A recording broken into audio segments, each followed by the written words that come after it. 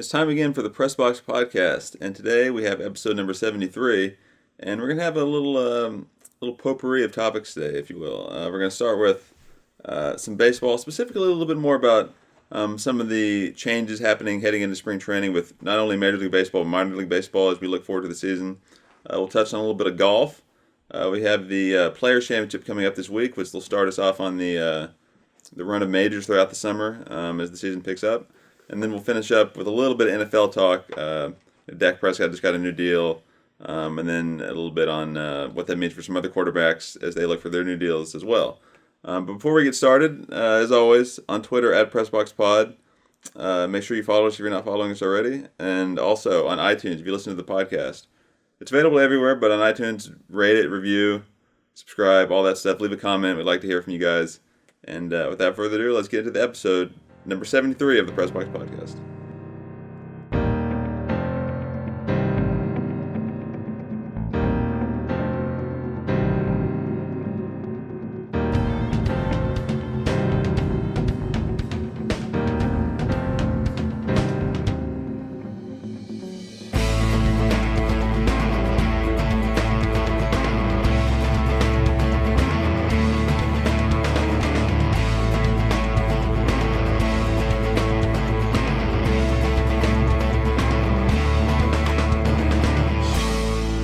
Welcome back to the Press Box Podcast. I'm one of your co-hosts, Ralph Miranda. I'll be joined by my other co-host, Joseph Miranda, and our producer, Nathan Miranda, shortly. This is episode 73 of the Press Box Podcast, and today we sit here in March of 2021, and the world seems to be opening up just a little bit. The vaccines are out there. People are feeling more comfortable.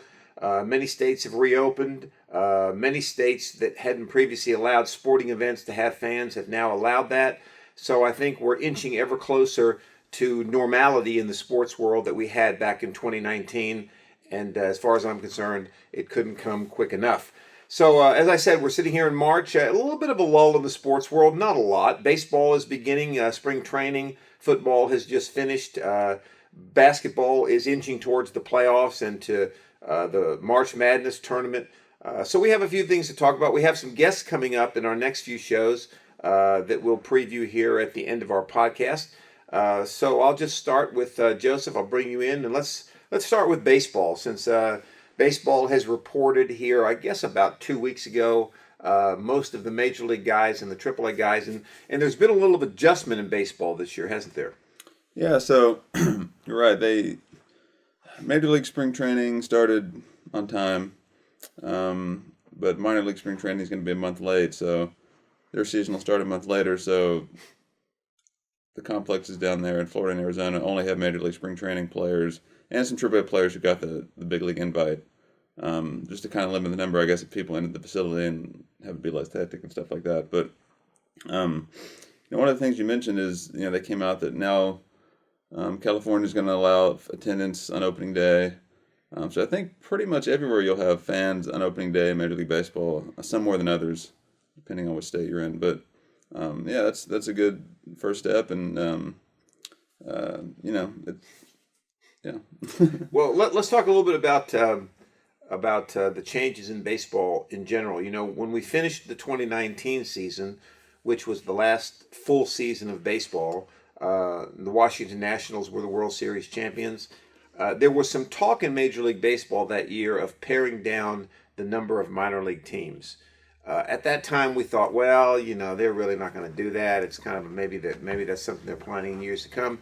But I think they took last year, the pandemic and all the problems they had last year. Of course, there was no minor league baseball last year to get it instituted. So talk a little bit about what they did with the minor leagues and how they've kind of adjusted that.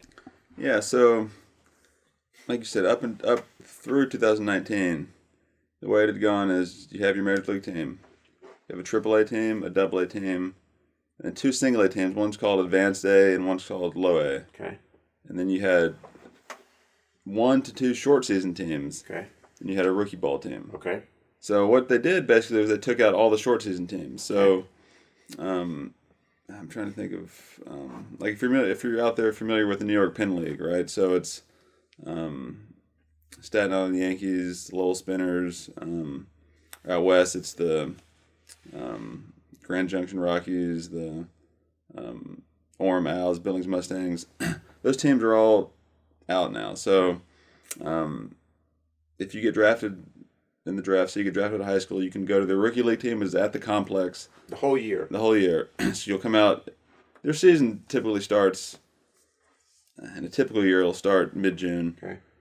And it'll be at the spring training complex. That's rookie league. And then you'll have your single A or low A, high, advanced A, double A, triple A. Okay. So every team has 4 minor league teams plus the rookie ball team now. So it's pretty much streamlined. And they redid all the divisions now to kind of make it more geographic, make it make sense more geographically, which I think is a good thing. Right. And they kind of condensed the schedule this year a little bit, made it a little different. But yeah, they kind of had a rehaul in minor league baseball. Not only the pandemic, I think, spurred it on, but I think they really wanted to focus on having better quality facilities in the minor leagues. And a lot of your short season teams are the ones that had the not as good facilities that got expelled. And then some single A and even double A teams got the axe because they couldn't cut it. Like Jackson, Tennessee, no longer a team in double A because their facilities are terrible.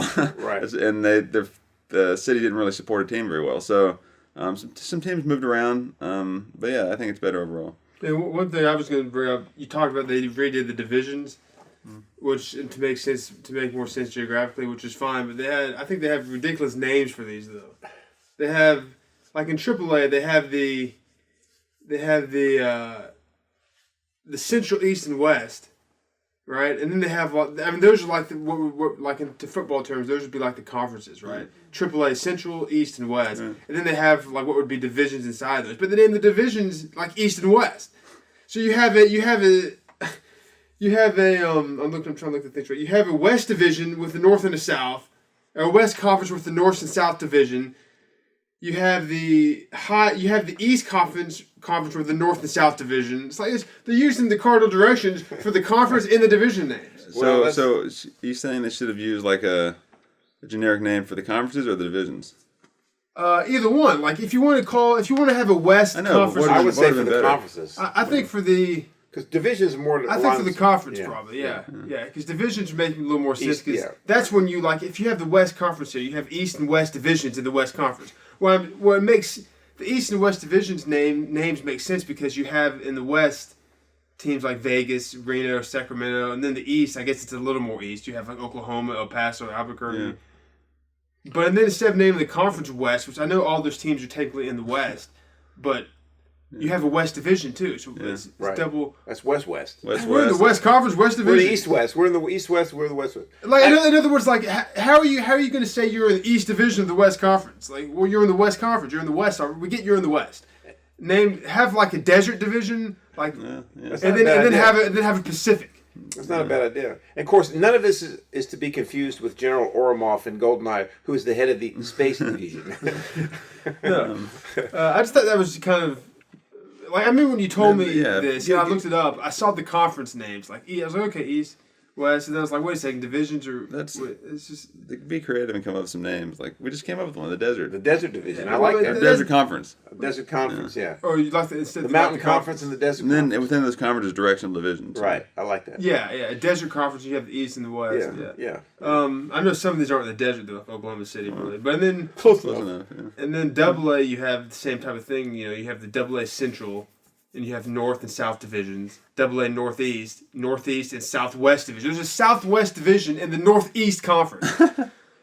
Somebody please explain this to us. I don't think they care too much about that because I don't think people are going to be too. Maybe they're not going to be too attentive to what division or what conference. AA, the old leagues were the Texas League, the Southern League, and the Eastern League. Right. So they kind of had some directions. They said they could have come up with all the names. They should have.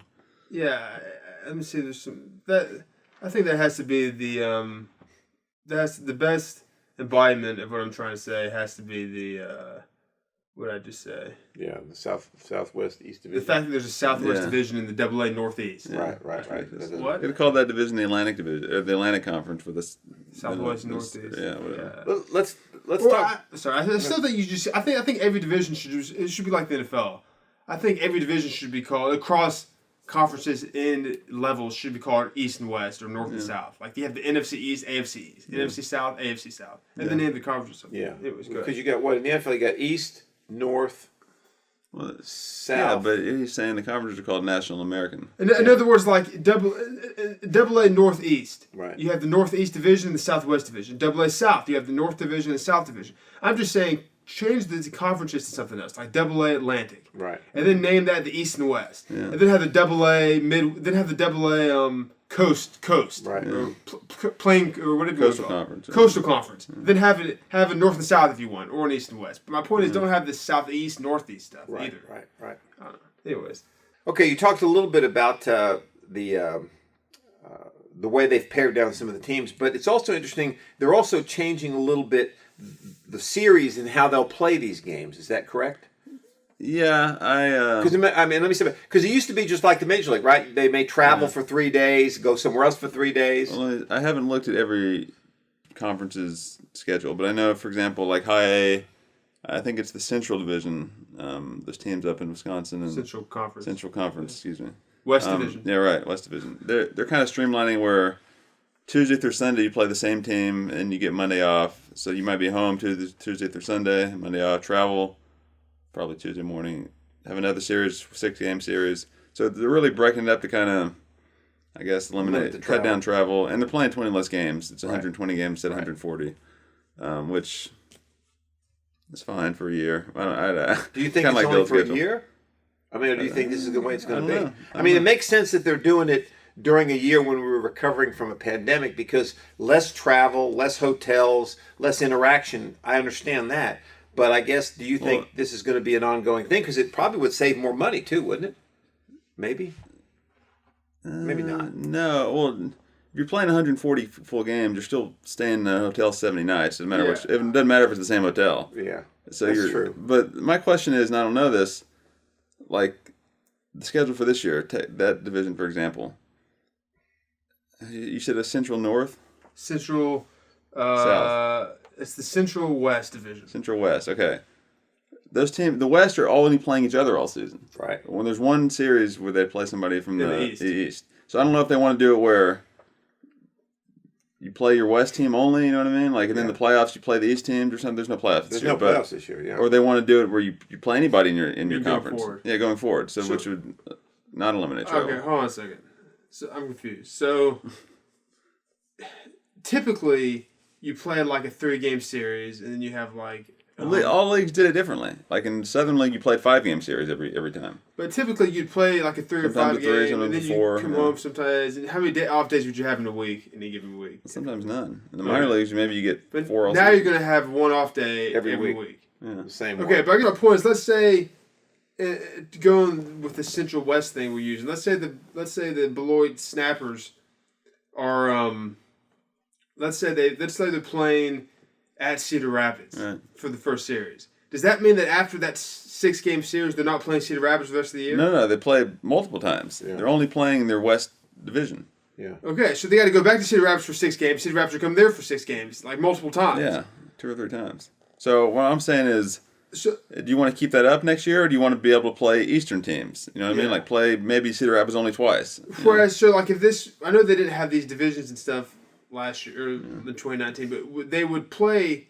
Did they have to have some type of break it up somewhere? They did. Every league, their own league. Like the Southern League had 2 divisions. Okay. I don't know what they call them, North and whatever. So it was similar. And you play your division a little more, but you play the other division twice too. I guess what I'm trying to get at is you mentioned that this cuts down on travel and hotels. I'm trying to think. There's less travel because you go to a city and stay there for 6 days. Yeah. You only have maybe 6 road trips all season. Yeah. They're just longer. Yeah. So you're not taking 3 days, going somewhere 3 Not days. as many road trips. You don't have as many road trips. Right. You're staying in the hotel the same amount of nights. Hotels are the same. I misquoted. I missaid. But it's the same hotel, Yeah. which is better because you're not spreading out your stuff. Well, I think it's yet to be seen if they'll keep this system. But I think one of the concepts behind it, which makes sense, is that you're not getting on and off the bus as many times. You're not checking into the hotels as many times. Therefore, you're limiting exposure and that sort of thing. Is there any way to do this 6-game series thing going forward if you also want to play the East Division? Probably not. I mean, it'd be hard, wouldn't it? Why can't you? Yeah. I mean, I just think that. Yeah, you just have to schedule out, but it'd be more the longer trips, which I don't know if they dislike or not. I see, because you got to go further. Yeah. So, well, I was gonna. Well, they would take those trips if it was a 3 or 5 game back in 2019 anyway. Yeah. So why not take it if it's a 6 game? In fact, it makes more sense if you're going to go a long ways to stay there for 6 days. Well, that's what I'm saying. I don't know if their goal moving forward is to cut down on travel distance in the minor leagues, and this will do it. Or if this is just okay, this year we're going to change things up. But can't you cut down if your goal is travel distance? Can't you cut down on travel distance? Only play teams in the West mostly, but still not play 6-game series. You could. You see what I'm saying? Yeah, you could. The 6-game series has nothing to do with travel distance. All right. Well, why could you? If you wanted to play a 6-game series, that was your thing. You didn't want to check in and have hotels a lot. Couldn't you just play everybody in your division, home and away, 6-game series once each, and everybody in the East home and away 6-game once each? Because then that would be 1, 2, 3, 4, 5, 6. That'd be 6 teams in the East. You play them 6 games away each. That's 6 times 6. No, you're playing 5 other teams. Yeah, so 5 other. No, I'm saying the East first. Yeah, but if you're in the East. No, you're not in the West. Okay. So if you play all that's 6 teams, 36. And then you plus another 36 at home. 72. Plus 5 times 6 is plus 60. 72 plus 60. It's 132. So you need 8 more games. You need 8 more games. Which is doable. It's doable. No, it's doable. I still think they like that, actually. Yeah, no, that's maybe they'll tweak that, but I think Major League Baseball, obviously they've eliminated some minor league jobs, right? I mean, because of how they've done this, which, is going to limit opportunities for players. But I think they're also, remember, they lost a lot of money last year. And when they negotiated with the Major League guys, now they're going to play a full season, but they lost tremendous amount of money through concessions and TV contracts and things of that nature. So I think that a lot of this may be cost cutting too. Trying to pare payrolls and save money, even though you wouldn't think they would need to save money. But they lost millions of dollars last year. All professional leagues did. But here's the thing: an organization who is every year getting by with not a lot of profit, and then they lose millions of dollars. They're in the millions of dollars in the hole. Right. But somebody like the MLB, they make so much revenue and profit every single year. Losing $1 million is really, I mean, it sets them back in their minds. But to somebody looking at it, it's not like they're in debt millions of dollars. Well, but that's true. Like, in other words, they may have made $500 million in 2019, and then last year they lost $10 million. Right. Like, well, see my point? Like, I see your point, but I mean, I think they still. I don't know what the percentage is of the revenue they take in and how much of it goes out. I mean. They're definitely not a break-even, no-profit organization, so I'm sure they've got certain coffers that they put money into. Fine, I don't even think they need to take these steps. Probably not. Gain all that back. But I think it makes more sense because they can allocate more money to the major. I mean, it's all about the major league guys. They're the ones they negotiate with, right? Hey, we know that obviously they didn't sell any tickets last year. Right. Didn't make any food money, parking, all that stuff. Right. So that hurt them. But the Padres just signed Tatis to a $340 million deal. I don't think They know they can pay that. If they're that concerned, yeah. Right. And my point, I know that everyone does, but my point is sign your players to the same deals you would typically sign them to. They've been doing. Yeah, do like you just said, the Tatis thing. But don't try to save money on travel. Do what you always do, and you'll make your money back before you can say apple pie. Yeah. Right? I mean, you don't need to take any. My point is, it sounds to me that if you feel like you need to take measures to reduce costs following the pandemic, that sounds like an organization that is kind of hurting for money, which the MLB is not, is my point. No, I understand that. And maybe that's not exactly what they're doing. Because if an organization is hurting for money, they're going to cut costs, they won't turn around and pay $340 million to one of their employees. Yeah, but all that money's not being paid out right now, remember. You get my point. Yeah, I do. But remember, they're not paying $314 million now, okay?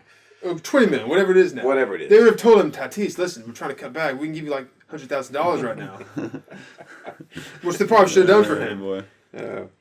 But, yeah, I guess to sum it up, I agree with the minor league, what they did. This also cuts down the draft. You're not going to have 50 rounds. Right. Probably going to have 20 to 30, what? Finish your statement. And it does cut some costs. It upgrades the facilities because you're cutting out a lot of teams. And I think they announced they're going to upgrade pay in the minor leagues this year, which is good. Yeah, that's good. Because there's less players to pay. Yeah, probably, yeah. And it's kind of more streamlined now. The whole minor league system is called the PDL, the Player Development League. Right. And within that, you had what Nathan described, the AAA Central West, blah, blah, blah. So you don't have all these, huh? It's not just called the minor league? It's called the Player Development League.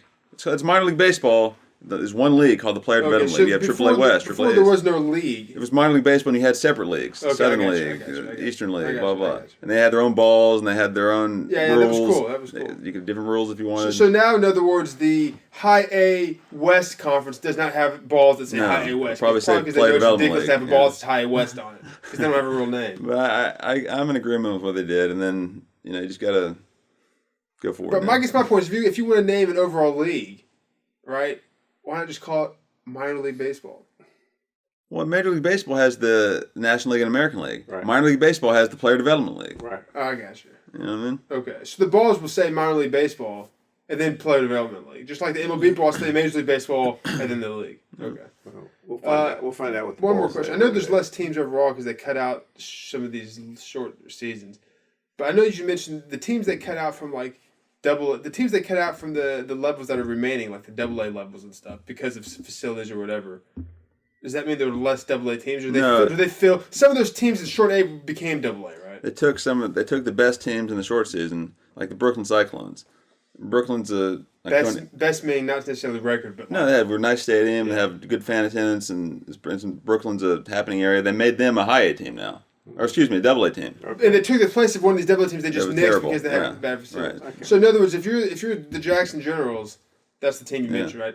They're owned by some. They're not like affiliated. They're not owned. They're their own business. They're their own business. So minor leagues just basically said we're not using you anymore. Right. So what are they? Are they just kind of like what happened to the Smokies here? Do you know off the top of your head? Smokies are in the Southern League still. Okay, they're still there. Everything's the same with them. They're still Cubs affiliated. I guess my point is the Jackson Generals are still a team. They can either cease operations or they can try to join an independent league. What I mean? I don't know. It's kind of up to them. But, well, remember, they're not. The Jackson Generals are an organization. The team floats in and out based on which major league. They sign a contract with so Diamondbacks. in other words, once who did the Jackson Generals? Diamondbacks. Okay, once the Diamondbacks said, "Hey, we're done with you," if Major League Baseball said, "No, we don't want you," you don't have a team. You have a name and you have a stadium. You have to decide, like Joseph said, do you want to cease operations or go cast a team in the independent league? I guess you have no players or anything. Right, you're like a shell. You don't own the players. Right. The players just come in and out. Yeah.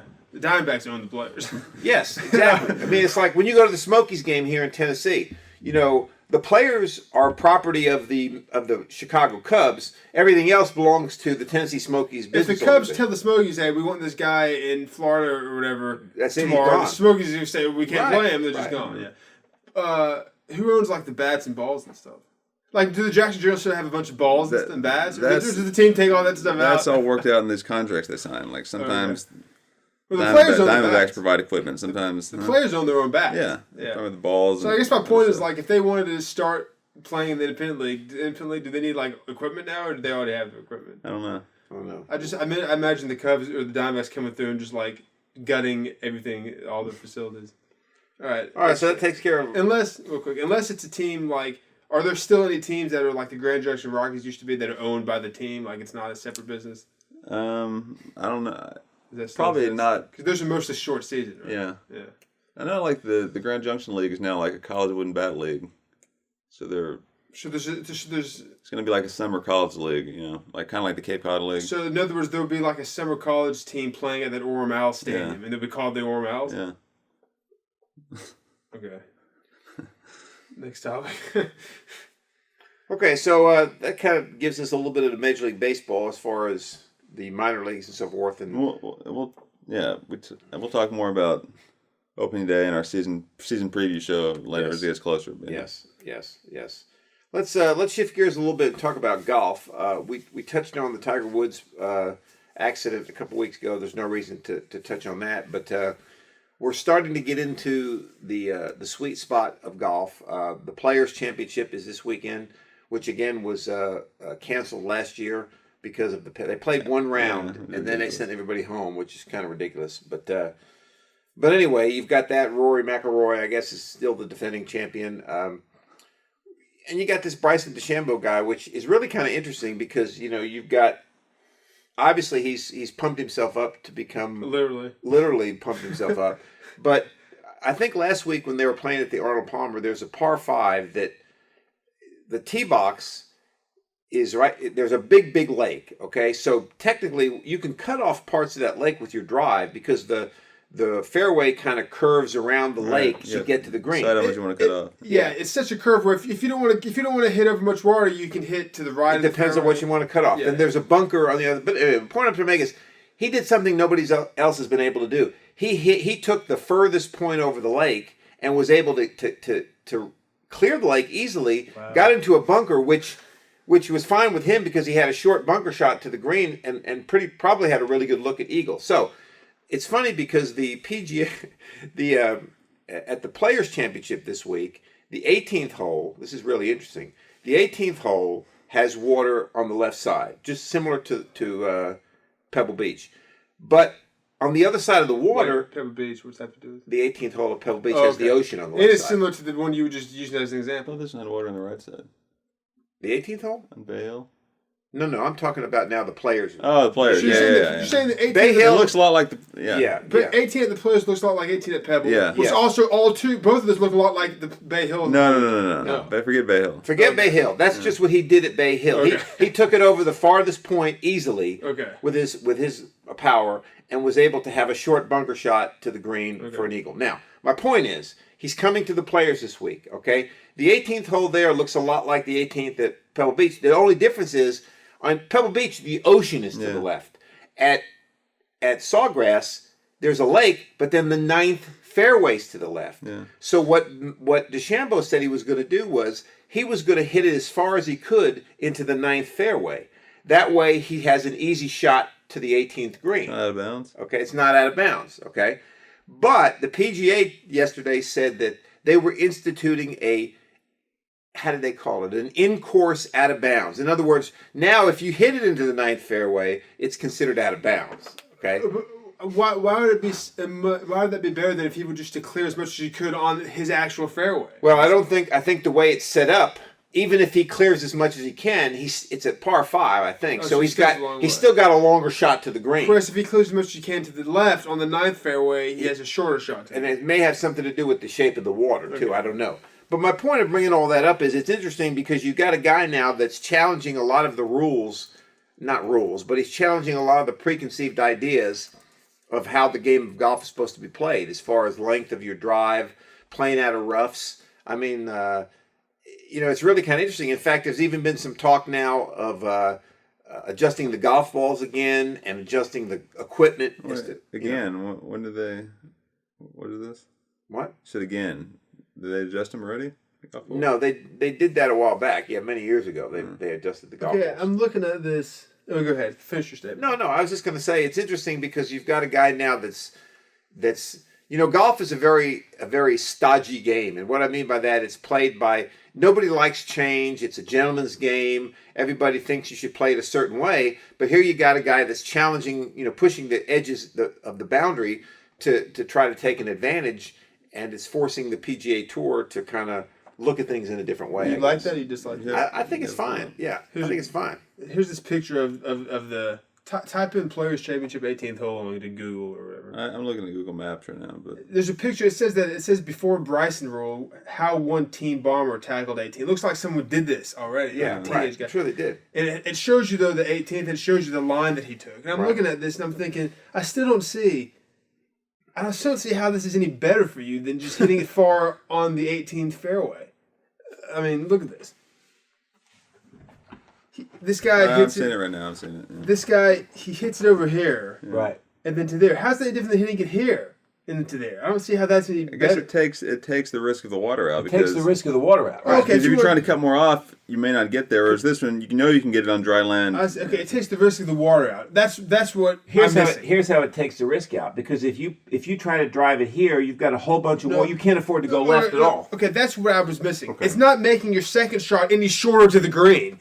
It's just making your risk on your first shot less. It also could be, depending upon what kind of player you are, it could be a better angle to the green. Okay, yeah. Well, if you're him, why do you announce that? It sounds ridiculous, right? Yeah. And if that gets out, people are going to be like, "Oh, we shouldn't do that." You just do it and see what happens. I was just about to say, why did he come out and go, "I'm going to play ninth like this"? It's because he loves the attention. Yeah, he does. He likes to be different. He likes to boast his power and his weird way he plays the game. That's why. Yeah. That would eat him up so much if he was just going to keep that to himself before he has to tell somebody. Well, it's kind of funny because after he won the Arnold Palmer, and they interviewed him, most people thank their opponent and they thank their wife, and some people, a lot of people thank God for, he came right out. I'd like to thank Puma. I'd like to thank, he thanked all his sponsors, one right after the other. We thought he was going to say something like, I'd like to thank God, because he goes, well, first off, I just have to thank. I thought he might say something like Arnold Palmer. Or I thought, my first thought for some reason was, because it was kind of at the end, it came down to he had to make that putt to win. So I thought he might thank Lee Westwood, who's the guy he was playing with there. But yeah, first of all, I just have to thank my sponsors. Then just names of Rolex, Puma. Well, that reminded me. You guys obviously weren't born, but that reminded me of in 1977 when the Yankees won the World Series and Reggie Jackson hit the 3 home runs in Game 6. Of course, he was the MVP of the series. They interviewed him after that. He started to thank his sponsor. He goes, "I'd like to thank Puma," and they stopped him. They go, "Oh, Reggie, we don't need to do that." I mean, they actually the announcers wouldn't let him do it, but he wanted to thank his sponsors as well. And then DeChambeau was trying to show how many sponsors he has. He named a few things like, there's so many. I can't think of the others. And then he named some more. Rolex, DraftKings on the side of his hat. I don't think he even said DraftKings. Well, the interesting thing about DeChambeau, though, you're right. He's a little cocky. He wants the attention, but I think his power game is impressive. But it's going to hurt him at a lot of courses where the majors are. I think the Masters, for example. He struggles there because, it's hard for him to. You actually have to hit it straight. You have to hit it straight. That's right. He hits it far, and he doesn't care if he's left or right. But at Augusta, sometimes that becomes a problem. He won the U.S. Open, and what else? Is that it? That's it. So he won the U.S. Open this year. Yeah, but this year, like last year, 2020. No, 2020. Yeah, the one that they held in. Right. September. The U.S. Open is supposed to be you can't hit the fairway, you can't hit the rough. It's so thick. Yeah, but I think they scaled that back this year because of for whatever reason. COVID? No. I think they just did it. I don't know why. But anyway, I just thought I'd bring that up. And as we're going into the Players Championship, and this year with a regular slate of majors, the Masters in April, the PGA in May, the U.S. Open in June, and the British Open. Did someone ask him like? Bryson, how are you going to play 18 at TPC? I have no idea. Or he just come out and say, I'm so powerful, you know what I'm going to do at TPC? He just said that. I don't know. Yeah. It's probably yesterday. They have the press conference on Tuesday usually. Yeah, they do. That's probably what he did. Oh, so it might have been at a Either it came up or... Yeah. Still, how are you going to approach this course? Well, funny you should ask. At 18. First of all, he probably just said that. First off, I'd like to say on 18, I'll be hitting it in the 9th fairway. Questions. Interesting. But anyway, golf is going to be... Let's talk a little bit about... Go ahead, I'm sorry. No, Tiger... I know Tiger wasn't... For his time when he was coming up, he hit a lot farther than anybody else did too, didn't he?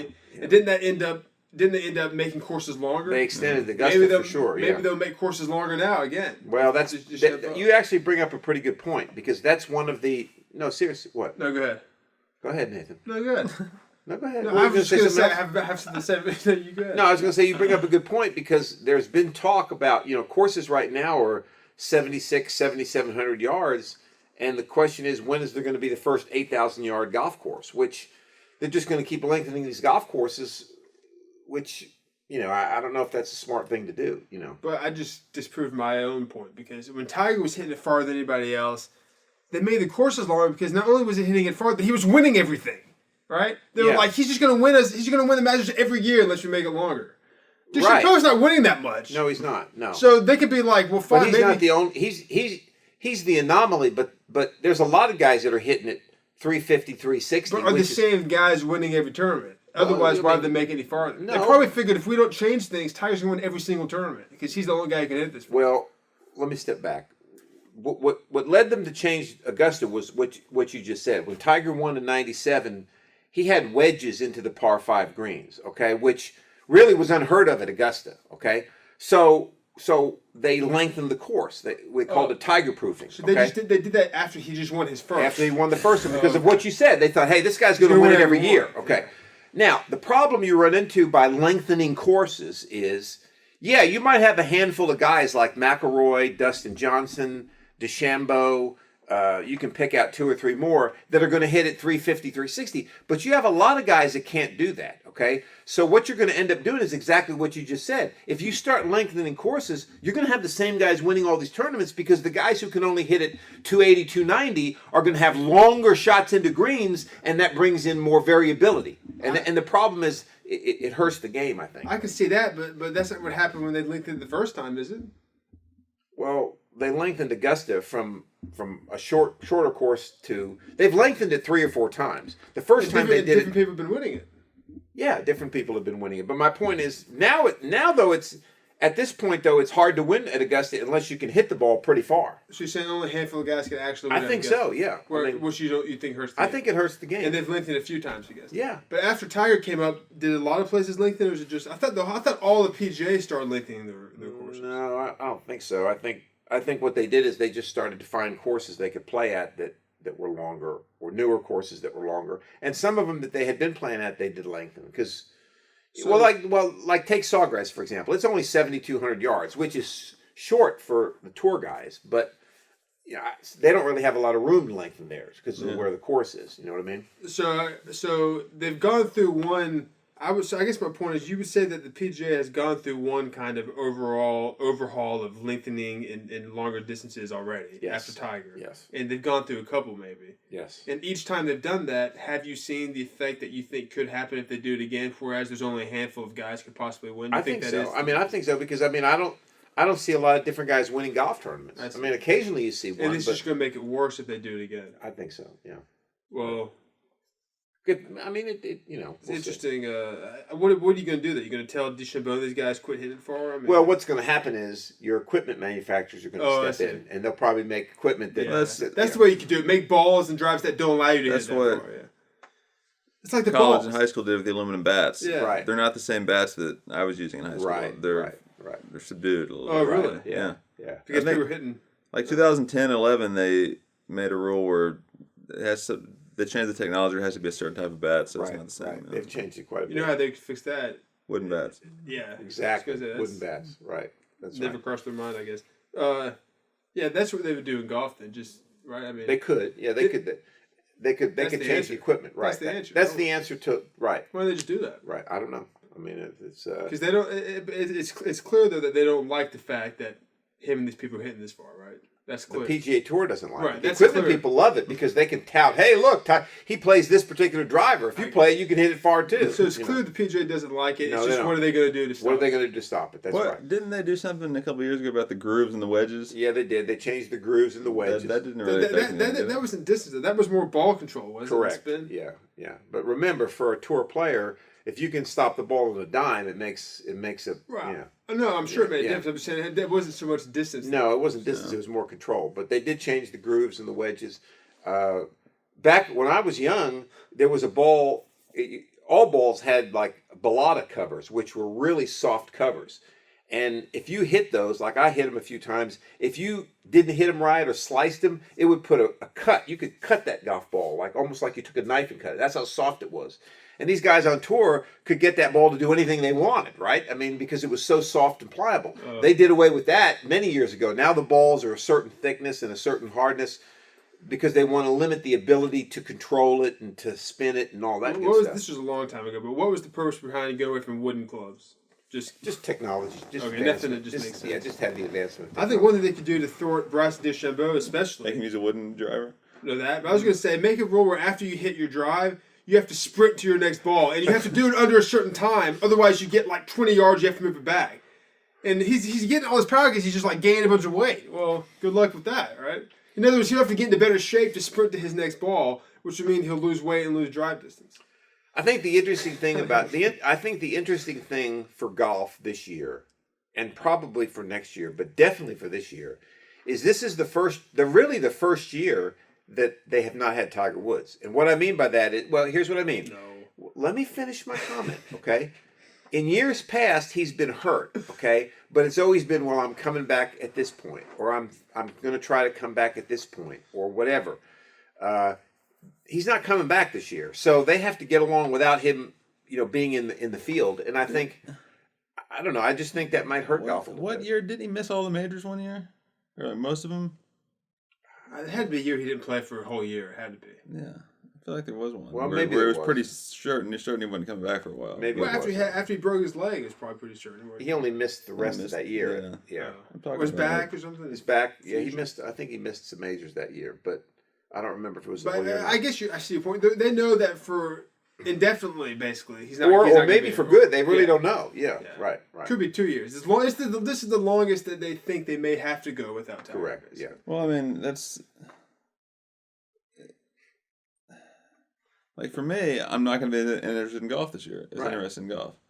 I like watching Tiger. I like golf. It's fine, but I really like watching Tiger. You're going to watch golf still, probably. Right. So it's going to be the same. Like, but people it hurts because they don't have. That's true. It's going to hurt them overall, right? But they're not going to lose their core base of fans. Well, I don't think they're concerned about their core base. No, I don't think they are either. I mean, I think they know they're going to keep their core, but I think they're trying to expand the game, which they've already done. And I mean, I think the golf's going to be fine. I'm not positing a theory that golf's going to suffer. I'm just saying that it's going to be interesting to see how they market certain guys and morph into the post-Tiger era because it's coming. Well, maybe if you think about the post-Tiger era, maybe they should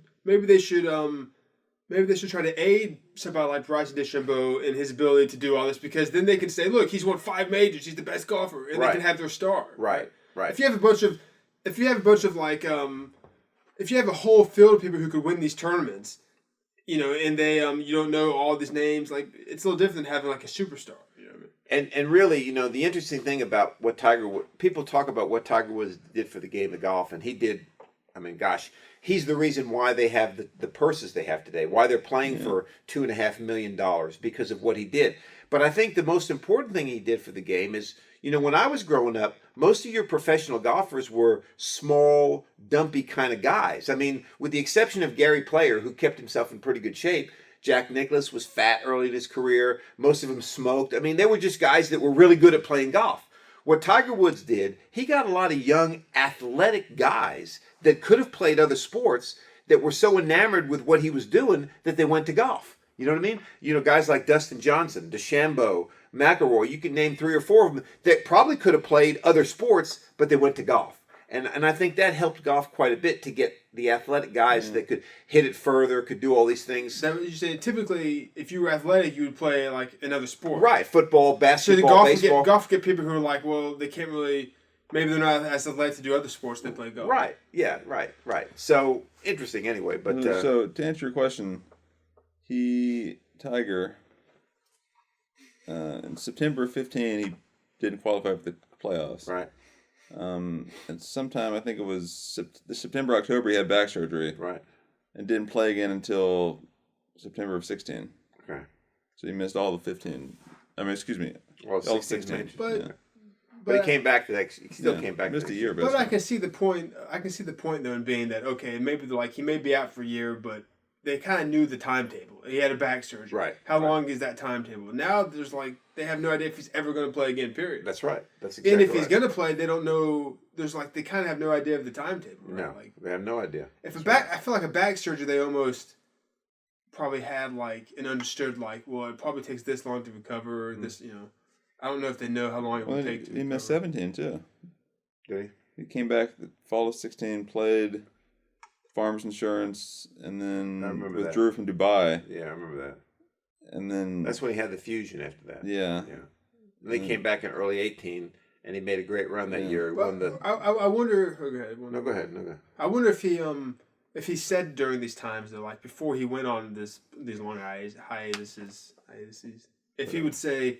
Did he give I'm looking to be back next year? No, he would never say it. Just be like, I don't. Yeah, he would never. So then I guess it's not that different, really, because there has to be some timetable in the medical field for how to recover from what he just had, right? Well, there is medical. And I think the interesting thing about his injuries, though, is as bad as they were, they're recoverable injuries. You know what I mean? Bones will heal, muscles will heal. In fact, it may be good for him because his back, there's not going to be any pressure on his back for a long time, And we all know from any given Sunday, backs are iffy. This is a quote from him in September of 17 saying he may never play competitive golf again. Yeah. He wins the Masters in 2019. So really, to Joseph's point, how is this any different? That's a good point. Yeah, I guess. Maybe it's not. Because actually, the more I think about it and what you just said, it's a good point that a back fusion almost could be more detrimental to a golfer's career than a broken leg. Yeah, I would say you're right. Yeah, even a compound fracture. I would say you're right. Yeah, I would say you're exactly right. All right, let's finish up and talk just a very little bit about the NFL. Free agency starts here. I think the new league year starts today or tomorrow or sometime, but free agency starts. I mean, I know we've talked a little bit about that last week. Does it really matter? You know, I mean, does what really matter? Free agency. I mean, the concept, yeah. I know Nathan didn't like the fact that I talked about the date that they were starting to put franchise tags on people, and they thought that was the other day, Dak Prescott got his contract from the Cowboys. Yeah, he did get one. 4 years, $160 million, and then. Is that what he always wanted, or is it down? That's about 40 a year, right? It's 40 a year, and 120 of it's guaranteed. So it's what he always wanted. That's a record. His injury didn't bother him. No, but I mean, which I read too, you can have a lot of other quarterbacks licking their chops now, right? Because he's not that good. So, so if you're Tom Brady, say, he's older, but okay, but if you're Baker Mayfield in 2 years, right? He's not out of his realm to request Josh that. Allen. How about Josh Allen? Yeah, same with Josh Allen. I understand how they can request that, but I don't see how this, like, the Browns just be like, he's not that good. We're not going to give you that. Well, in other words, if they're like, no, we're not giving you that. He's like, Dak Prescott got that. They'll be like, yeah, we think they overpaid him. What do you want from us? Yeah, but here's the thing you got to remember, Nathan. I mean, Mayfield's played, 3 years now? Yeah. Okay. So he's got this year coming up, and then the 5th year, which the team will pick up the option. Mm-hmm. Well, my point is, let's say he leads them to the playoffs another couple years, okay? When that point comes, are you going to risk him walking? You can franchise tag him. You could, but I mean, you're going to be paying him $40 million a year anyway, guaranteed. I see. So the thing is that he now is going to want that. Sure. So you don't have to pay him that, obviously, but you risk then losing it. Whereas if they had never given Dak Prescott that deal, he may never request something like that. You'd be more likely to keep it. Right. That makes sense. I mean, if you're look at Aaron Rodgers. I mean, granted, he's close to the end of his career, but he's probably got one more contract in him as far as signing. He's going to want a lot more money. Maybe not that kind of money, but he's going to want more. He's earned it though. He's earned it, but that's my point. Is that if you're the team, you have to make a decision on that, right? But the Aaron Rodgers type of thing, I think they'd be more willing to lose him when the time comes. They would because of his age, his career. They're not. Yeah, you're right about Josh Allen. But look at Josh Allen, all right? I mean, look what he's done. I mean, if they go to the playoffs again next year and go even further, you're going to have to pay him. I mean, because Joseph said, well, you can franchise tag him, and you can. But you're going to have to probably pay him in the neighborhood of $40 million guaranteed, right, and all of it goes against your salary cap. That's year to year, though, as opposed to it is year to year, but it hurts your salary cap. These type of deals with Dak Prescott also raise franchise tag payments, right? Because that's exactly right. Because it's the average of the top 5 players. That's right. Look how it worked out for the Redskins. They did that with Cousins. Turns out Cousins isn't that good. No, and they let him go to the Vikings, and the Vikings he underperformed. Yeah, but they re-signed him actually. They did for less money. But they can do it twice. Yeah, which the Redskins did. So instead of having Kirk Cousins for a 4 or 5 year deal, they took the 2 years and let him go. Right. Now they didn't find anybody that much better, but it worked out. That was a good move, I think. Yeah, it probably was. Yeah, probably. Because unless during those 2 years you still don't know, then you have to give him something, I guess. But yeah.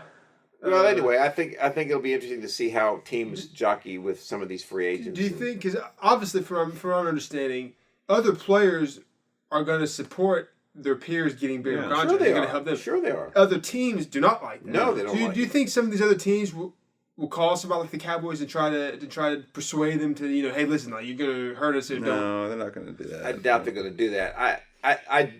Or like, listen, don't give it. Listen, like, let's say another team has a contract come up. Listen, call the Cowboys. Listen, you don't give them that much. We won't go. Yeah, that's collusion. Yeah. But no. Collusion never happens in sports. I'm sorry, I forgot. Wait a minute. Nathan makes a good point. Let me answer the question. Teams are not going to call up other teams and do that. But when they have their league meetings, Jerry Jones is over by the pool having a drink.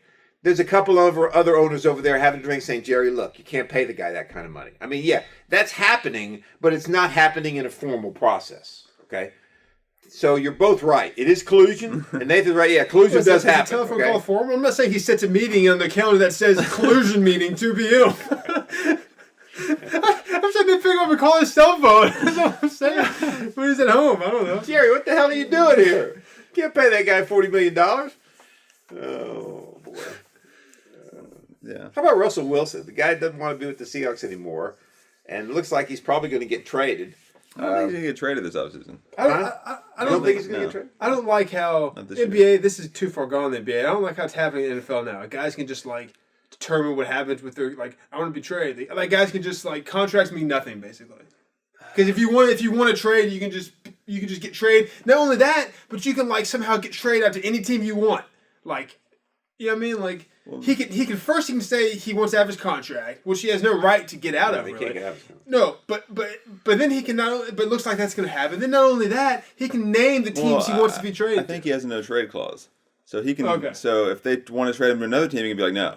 Because he has no trade clause. Yeah, he's saying so he can. He can name the teams he wants. That to go makes to. sense, but to Nathan's point, which I agree with, the Seahawks can say you're going to play for us, you're not going to play football. Either one. So he doesn't have any control really. He doesn't, but somehow am I wrong on this? Somehow that should be true in the NBA too. But somehow it feels like the NBA, these guys just contracts are like toilet paper to them. It's nothing. They just you know what I mean? Well, also you gotta think about in the NBA and the NFL.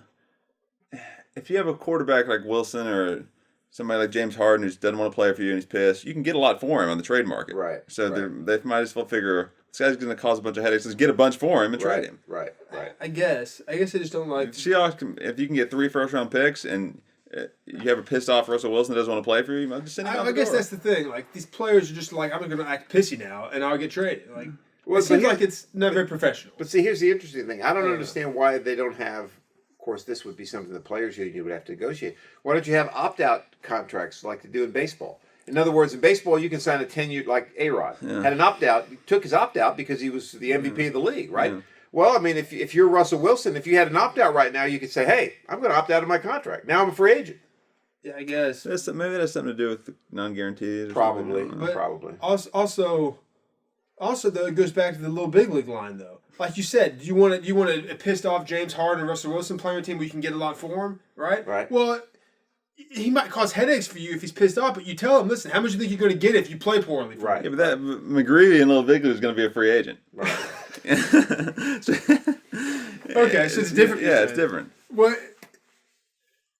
Okay, but it's not that different because if the guy's not going to be a free agent, you tell him, well, listen, play for us this year. If you play poorly, who's going to want to trade for you after you have a horrible season? Why do they want you? Yeah, but that goes back to the collusion point. In other words, he can. A guy like James Harden or Russell Wilson can play poorly. Teams are still going to sign him because they know why he played poorly. You understand what I'm saying? But if he's a free agent and he plays poorly, they don't know why he played poorly? We don't know McGreevy's history, but he could have been not that established of a pitcher. He could just be like. Then why did he think he was going to take the stance he took? He was taking a stance like he was an all-star. Because he didn't want to play for a 10-year-old kid. Yeah, but you got to remember, football's not the type of game that you can take your foot off the gas pedal because you can get hurt. That proves the point even more. Then Tim was go ahead, Russell Wilson, play a little down a little bit, see what happens to you. Yeah, but also Joseph makes a good point. I don't know what Russell Wilson's contract looks like, but if you tell him, look, you're going to play for us, period. He's going to say, fine. All right, when my contract runs out, I'm going to go somewhere else. And then you say, fine. And then the last month says contract, then you trade him. You get as much as you can out of him, and then you trade him.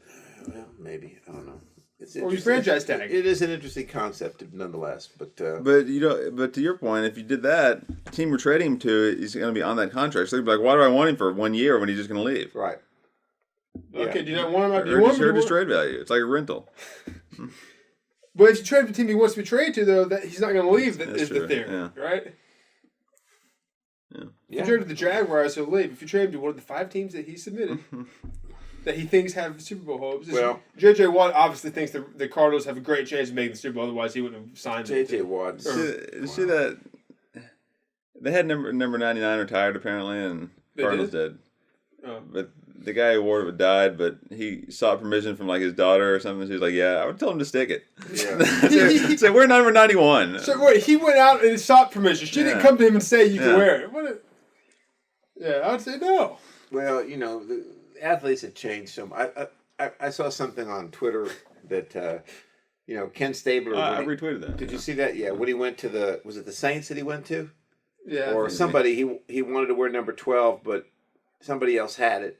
And he just said, "That's fine. I'll just wear number 7 or 6." She should have used. She should use a line. She could tell him to stick it. Then when she's telling her friends about it, she used a line from Goodfellas. The guy wanted to go 99, so I told him to stick it. The guy J.J. Watt's kind of a clown. I mean, he's a marketing he's a marketing hype guy. Yeah, it says when Ken Stabler got to New Orleans, another player wore his signature number 12. Yeah. Rather than make a big deal out of it, he decided to honor his old friend and mentor George Blanda by wearing 16. Yeah, which I think, and that's pretty cool. That's pretty cool, but that's the case where a current player on the team had. That's not even like a player who's now deceased.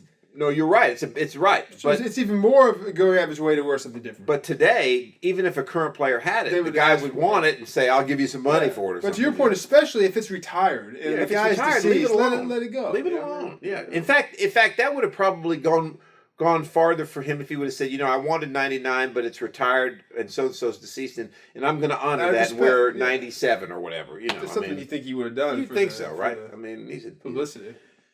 He would get more publicity out of that. He would have, I think, but I don't think J.J. Watt's that good, and I think, I don't know. I mean, we'll see what happens. Well, I mean, Cardinals, they're going to be an interesting team. I think they have a chance to go pretty far, but who knows? I don't think they are what he obviously thinks they are. No, one of the top teams you can have a great chance. No, but like we've talked about on the looking forward to next season thing. If you look at if you're going to put money on, you look at some of the odds of the teams that are outside of the last year's playoff teams, and even maybe they have okay. When we were looking at the odds, we talked about the Cardinals. I can hear they're lower now. Yeah, I guarantee it. Yeah, I bet that they might have been. I think they might have been pretty good odds. But I just think that he feels like it's like a really great chance. Maybe he does. It's a better chance than the Texans, that's for sure. Yeah. But but why would he have gone to the playoff team last year? Is my point. They didn't want him. I don't know. Yeah. Probably depends on what kind of deal. Yeah, he's probably looking for the best deal he can get. Yeah, he probably got. Yeah, exactly. This was the best deal he could get. Still having a chance at Super Bowl, probably. Yeah, maybe. Yeah. Well, he'll go off, and I said this before. He must feel like he has to be like near the border of Mexico or something. He went from Houston to Arizona. He didn't want to go very far. I'm surprised he didn't go to Pittsburgh. They probably didn't want him because his brothers are there. That was true. They probably didn't want him. They probably. What about Pittsburgh? They re-signed Roethlisberger. Of course, less money, which you'd expect because they want to make some room for other guys. But I'm surprised. I'm kind of surprised they re-signed him. To be honest with you, I think. Of course, they didn't have any other options. We talked about this before. We talked this before too. Yeah, we did. He's their best option. That's true. So yeah. Well, anyway, so that wraps it up for the Press Box Podcast, episode number 73. Potpourri episode. What? Potpourri episode. The Potpourri episode. That's right. But next week, we're going to have a special guest for you. We're not going to tell you who it is right now. Let's just say that he's in the golf industry and is a PGA professional. And we're going to talk to him about lots of things. It's not Tiger Woods. Not Tiger Woods, no. The PGA Tour. We'll talk to him about training golf in general. And maybe some good tips for you golfers out there that he might be able to give us on how to fix certain problems that are common to the everyday golfer. So that'll be a good show next week. We're still trying to work some other guests, and we're close to getting them. And we'll be there shortly. So appreciate you joining us on the Press Box Podcast. Remember, hit us up on Twitter at PressBoxPod. We'd love to hear from you. We'd love to hear some comments on our episodes, and hopefully we'll get some more polls up there for you. But make sure you tune in, or not tune in, but make sure you log on and get on PressBoxPod at PressBoxPod, our Twitter account. So that's it for the Press Box Podcast, episode number 73. We'll talk to you again next week.